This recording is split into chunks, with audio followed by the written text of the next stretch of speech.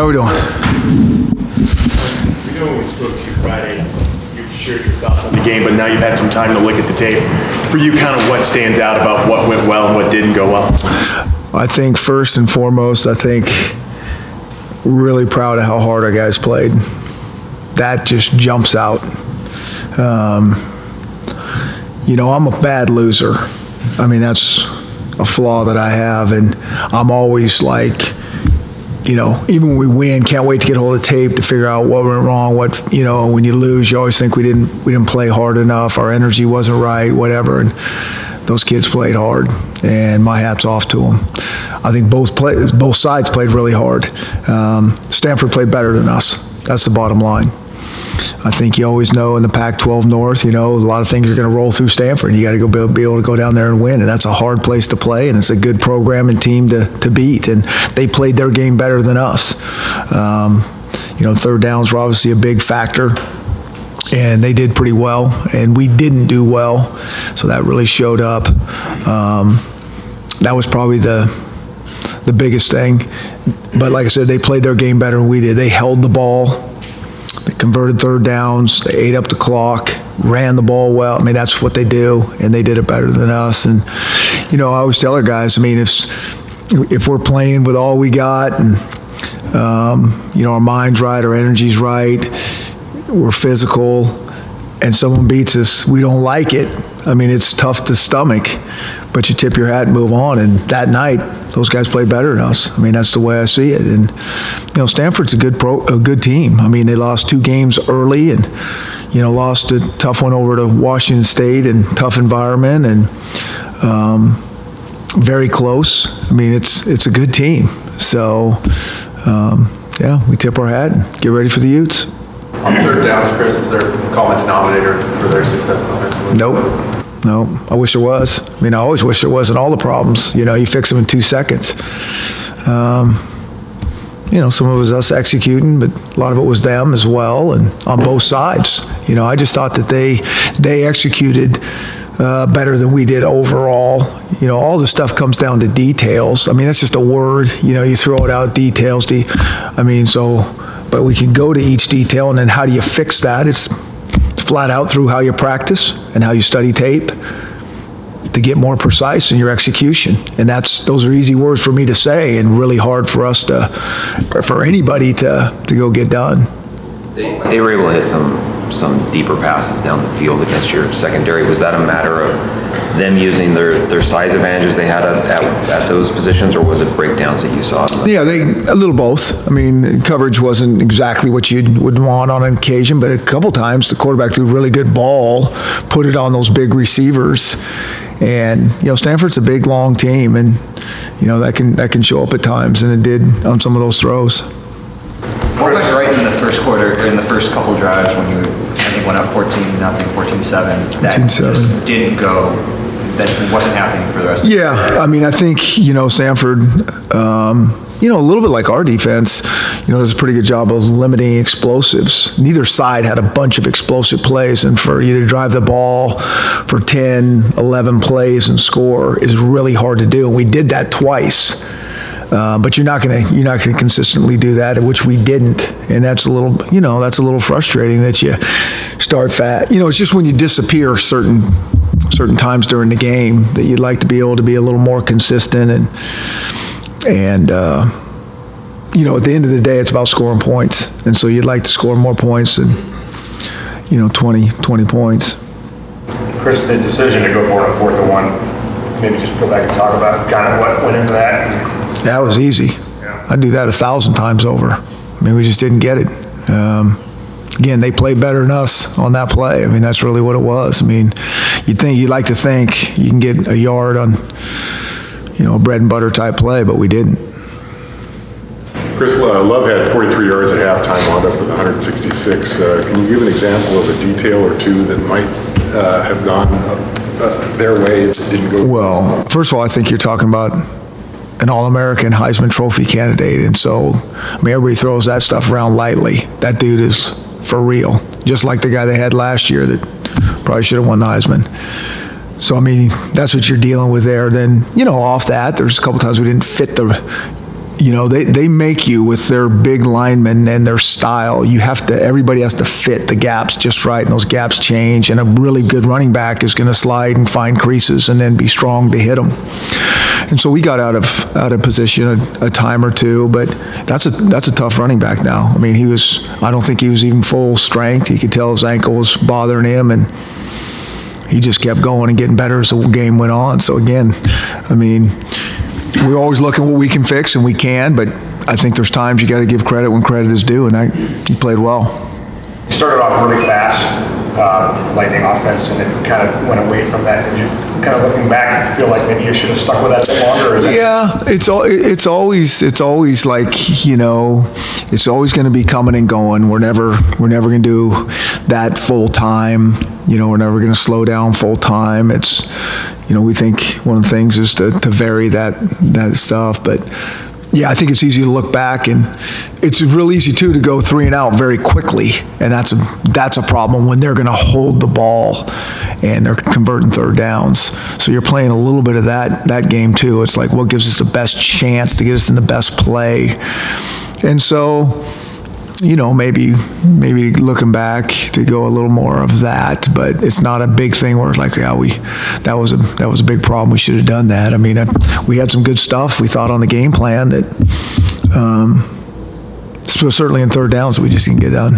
What do you think of the way Jake played overall? Right. Yeah, I mean, again, you look at his not. I mean, he's a pretty efficient thrower. I think we all know he can stay in the pocket maybe a little bit more. You know, I've said this before, it's like scrambling quarterbacks can be tough to deal with because they can make so many things happen. And so then it's like, when do I stay in, when to not? And Jake's been making a lot of plays outside the pocket, and he's not necessarily this big, you know, he's a better scrambler than obviously everybody thinks he is. But it's a fine line between, do I need to hang in there and get to another read? Do I need to just stick my foot in the ground and get vertical rather than running east and west? And, you know, it's easy for all of us to sit here and, you know, second guess, and we should have done this, should have done that. I mean, certainly the sack that we took, that was painful.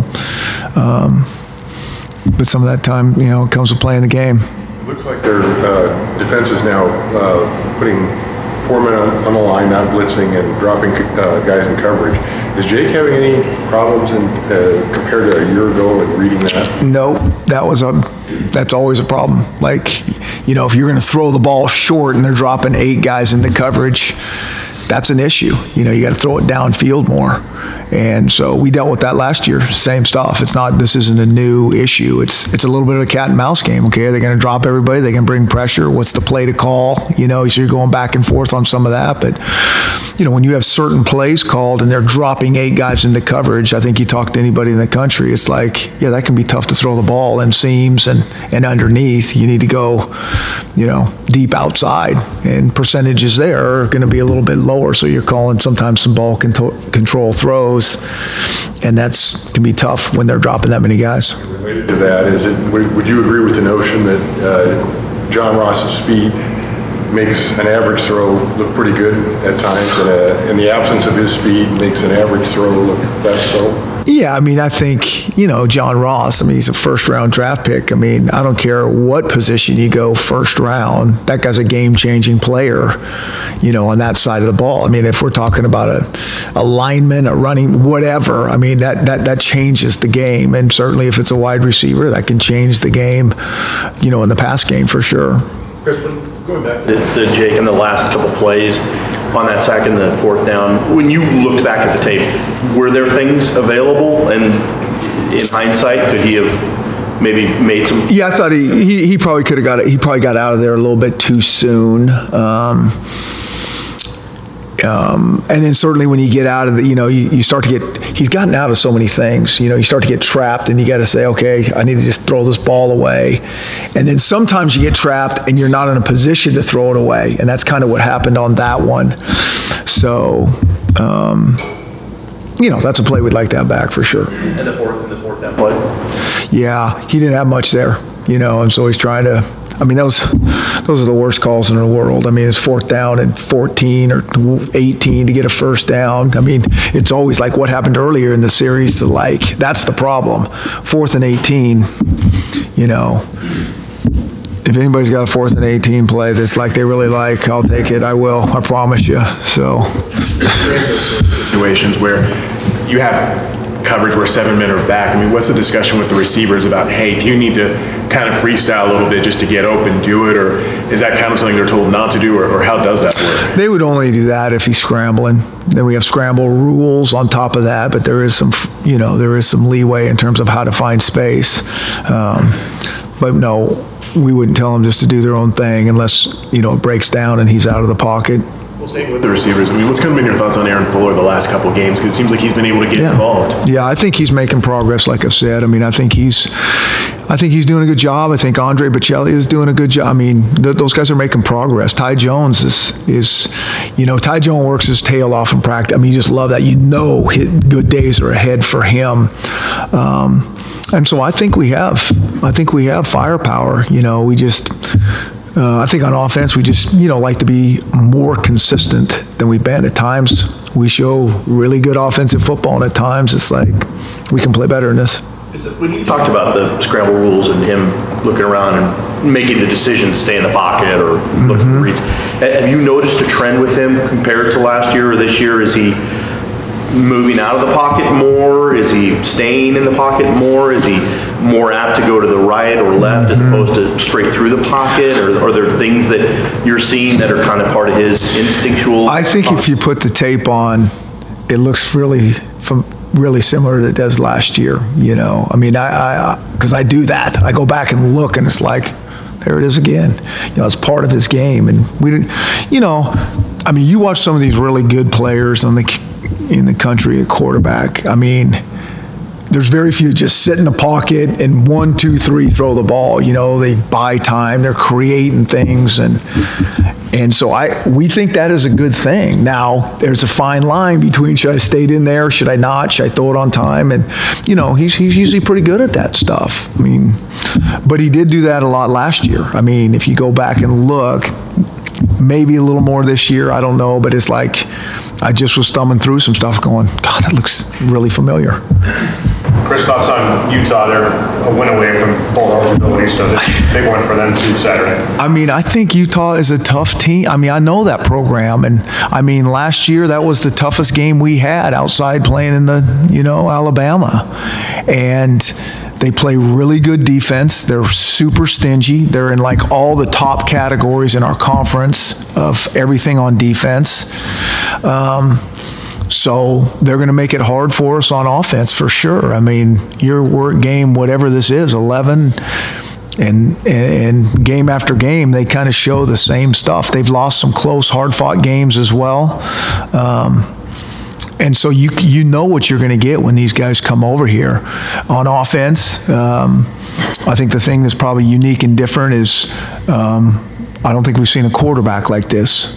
I mean, you talk about creating plays. I mean, this guy can create plays, and that's the scary thing. Like, you can cover good, you can do all the stuff, and then he can still get some things done. Probably got, if not the best, one of the best receivers in the conference, over there. And so this is a dangerous team without question. When you're kind of game playing for someone like Tyler, I mean, what is kind of the thing you keep in mind? Is it the accuracy? Because, I mean, he's a guy who's had passing records in high school. Is it the elusiveness, which kind of catches people by surprise? I mean, is it all those things, or is it something different that most people don't kind of realize that makes him stand out? Well, I think it's all those things. I think what makes him different is, his athleticism, that he can get out. He's very fast. He can get outside the pocket and buy time and find guys. And, those are always scary things. Those are, every defense in the country cannot stand that when the quarterback gets out of the pocket and then starts making plays. I mean, you did the first part right. We got a good call. We got a good coverage going, and then you make plays. But that's part of the game, and that's what the good quarterbacks do. That's what we were just talking about with Jake. But I mean, with him, Zach Moss, and Jabari Simpkins, they all played together at Hallandale. I mean, do you think that helps a quarterback knowing that they have guys that they've played with and there's a familiarity there, or is it still, it's the college game, so that stuff kind of goes out the window, or what would you say that is like? No, I think, the longer, you're with your guys, I mean, all that kind of helps, and, it might even be more than just playing. It has to do with chemistry and those type of things. Chris, I may have to shield myself before asking this question because you might throw something at me. But you guys play at 7 Saturday, Cal Stanford's at 5. Do you even want to know the result of that game during your game? Cal Stanford. Yeah. You need, obviously, Cal to win. The North Hope side. Yeah, I didn't even know that. So it doesn't, where we can play like not as hard if that doesn't, so yeah, I mean, we just, like, here's my thing, and I mean, I know this is never going to make sense to you guys, but I'll just say it again. So had we won that game, like everybody's got us outside, not even in the talk of any sort of, you know, big time postseason tournament type stuff. But if we win that game, we're back in that talk. I know that. And we win the next game, we're really back. And so it's like there's still so much football left to be played in these 2 games. So much crazy stuff happens. And it doesn't matter what happens. We have no say over that. All we can control is just playing as hard as we can. Let's play this week. Let's get to the following week. And if we can beat these, you know, these will be 2 really tough games. And if we can feel really, I know this, we can feel really good about ourselves if we could get that done, because these are going to be tough challenges. And then we look up and say, okay, now what? But for us to sit here and worry, I mean, that has nothing to do with the mindset that we have around here. You know, I mean, yeah, that's great if that happens, but if it doesn't, oh well. I mean, we're not playing that game. And that's really how we look at things. Do you use loss at all as like motivation or anything, or is it really just next week move on?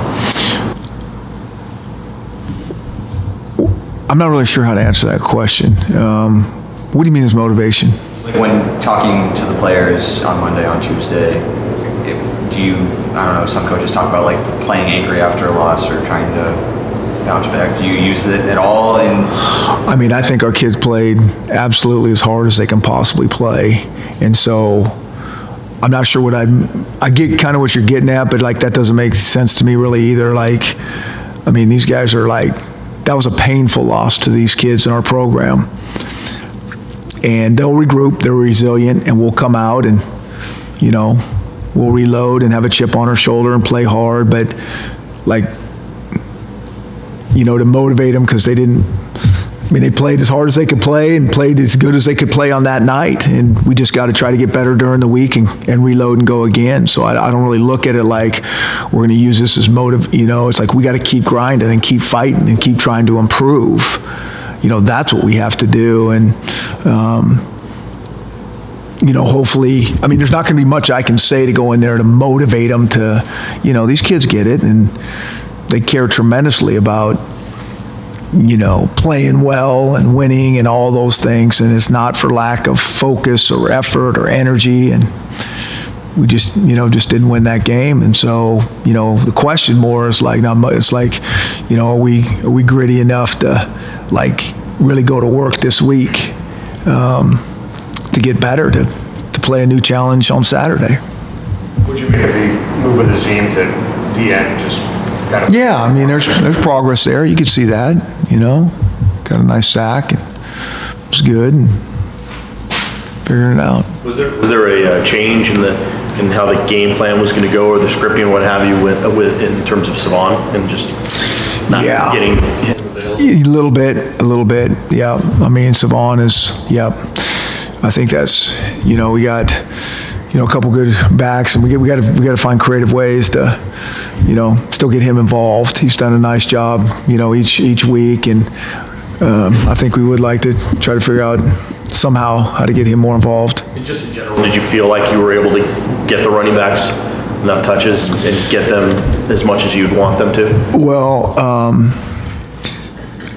we'd always like more plays and maybe another series or 2. I think we had 10 series, which is as low as we've had all year. But we knew that going in. When Stanford's playing their game, they're going to hold it from you. Utah's been like that too in the past. I think we had 9 maybe against Utah last year. So that just means you better be efficient as heck. And it can be a frustrating feeling, you know, because if you're not just right on offense, you know, you need more touches. You know, the more longer you can stay on the field, better things are going to happen. And so when you're not like efficient and you're off the field, it's like we need the ball more. And so that's where it's a team game, you know. And then the defense, if they can stop on third down and get us the ball, I mean, return the ball. I mean, one of the things that just jumped out to me was we had 2 punt return opportunities. Huh? I mean, I'm looking at the tape going, what? This never happens. You know, Dante's getting a bunch of chance. Well, they held the ball, converted third downs, and didn't punt much. That can be a problem for the offense as well. Going against a team like that, I mean, how do you, A, keep in mind that those chances are going to be rare, but B, you don't let you or your team get overwhelmed by the fact that there aren't going to be a ton of opportunities to get the ball against a team like that? Yeah, I mean, you address the strategy early in the week and know what you think they're trying to be all about, and this is what we have to do, and then you just go play. And, you know, the game, you know, a lot of times doesn't turn out like you think it's exactly going to. Strategy-wise on either side, but you know kind of going in, and whoever can operate their strategy better usually wins, and Stanford did a good job. Good. Okay, thank you guys.